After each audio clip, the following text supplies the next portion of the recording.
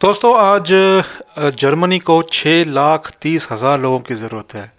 मतलब अगर total population of Sikkim या फिर लद्दाख या फिर आप इसका पकड़ लें, क्या कहते हैं कि त्रिपुरा का, तो इतने लोग चाहिए आज जर्मनी को अपने लेबर शॉर्टेज के डिमांड को पूरा करने के लिए। सर है ओलाफ शुल्स, वो खुद इंडिया आए थे कि भाई हमको लोग दीजिए ताकि हम अपने इंडस्ट्री को रन कर सकें। कारण है कि इतने लोग चाहिए और अभी तक ये फुलफिल क्यों नहीं कर पा रहे हैं, और क्या हिचकिचाहट है जर्मनी को ओपनली डिक्लेयर करते हुए कि भाई हमको इतने लोग चाहिए।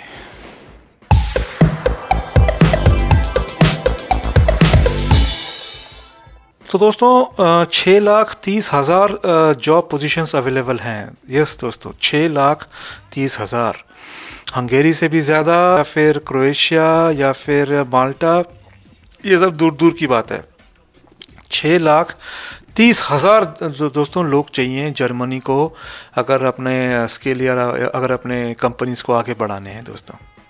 ठीक है, जिसमें से सबसे ज़्यादा चाहिए इनको मतलब जो इलेक्ट्रिकल इंजीनियरिंग रिलेटेड कंपनीज हैं, या आईटी या कंप्यूटर साइंस या कंस्ट्रक्शन, या दोस्तों जो उनका क्या कहते हैं कि फूड एंड बेवरेजेस, यहाँ पर काफ़ी ज़्यादा दोस्तों लेबर की शॉर्टेज है। साथ ही साथ हॉस्पिटैलिटी, होटल मैनेजमेंट, मतलब हॉस्पिटैलिटी मतलब आप होटल में जाते हैं, आपको वेलकम करते हैं, या होटल में जाते हैं खाना खाने के लिए, वहाँ पर आपको जो मतलब फूड या आपका जो वेटर होता है, बारटेंडर होता है, उनकी। फिर हेल्थ में जैसे मान लीजिए नर्सेस, डॉक्टर्स।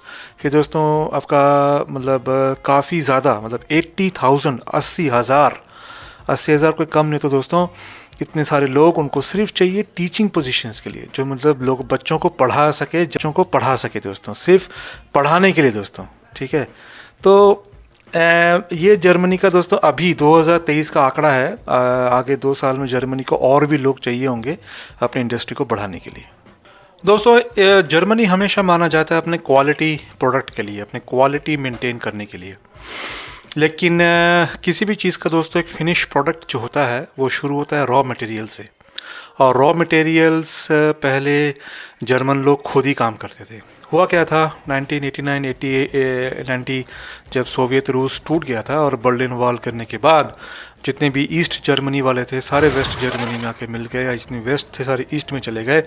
एंड साथ ही साथ जर्मन पॉपुलेशन जो गरीब थी, उन लोगों ने जर्मनी को फिर खड़ा करना स्टार्ट किया, जिसमें से एक बहुत ही गरीब घर से एक लड़की, फिर फीमेल और फिर एक वुमन सामने आई, जिसका नाम था एंगेला मार्कल। अब इस घटना को 30-40 साल आई थिंक, या 20-30 साल बीत गए होंगे।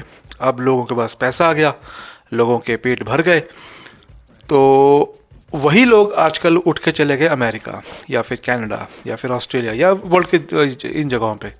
लेकिन सब चीज़ सही चल रहा था। जब कोविड स्ट्राइक किया दोस्तों, तो जितने भी बड़े बड़े इंडस्ट्रीज़ थे, पेट्रोलियम या फिर आईटी या फिर जितने भी आईबीएम वगैरह, यहाँ पर काफ़ी लोगों की छटाई, मतलब काफ़ी लोगों का काम मतलब चला गया।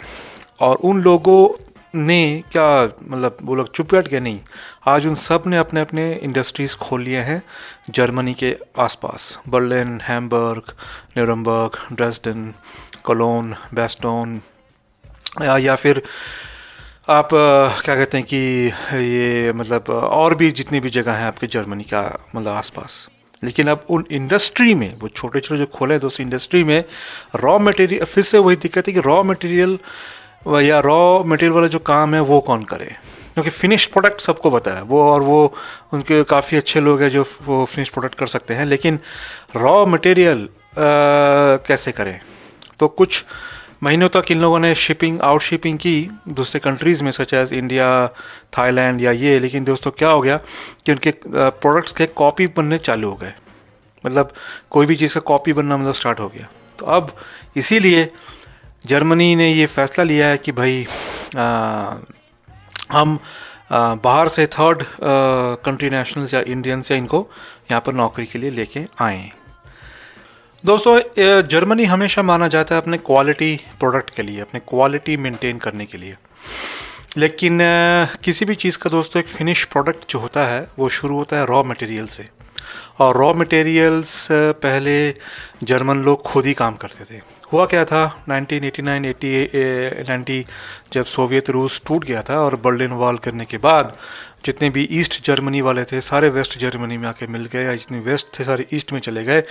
एंड साथ ही साथ जर्मन पॉपुलेशन जो गरीब थी उन लोगों ने जर्मनी को फिर खड़ा करना स्टार्ट किया, जिसमें से एक बहुत ही गरीब घर से एक लड़की, फिर फीमेल और फिर एक वुमन सामने आई जिसका नाम था एंगेला मार्कल।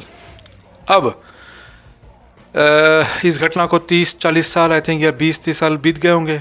अब लोगों के पास पैसा आ गया, लोगों के पेट भर गए, तो वही लोग आजकल उठ के चले गए अमेरिका या फिर कनाडा या फिर ऑस्ट्रेलिया या वर्ल्ड के इन जगहों पे। लेकिन सब चीज़ सही चल रहा था। जब कोविड स्ट्राइक किया दोस्तों, तो जितने भी बड़े बड़े इंडस्ट्रीज़ थे, पेट्रोलियम या फिर आईटी या फिर जितने भी आईबीएम वगैरह, यहाँ पर काफ़ी लोगों की छटाई, मतलब काफ़ी लोगों का काम मतलब चला गया। और उन लोगों ने क्या, मतलब वो लोग चुप बैठ गए नहीं, आज उन सब ने अपने अपने इंडस्ट्रीज़ खोल लिए हैं जर्मनी के आसपास। Berlin, Hamburg, Nuremberg, Dresden, Cologne, बेस्टोन, या फिर आप क्या कहते हैं कि ये मतलब और भी जितनी भी जगह हैं आपके जर्मनी का मतलब आसपास।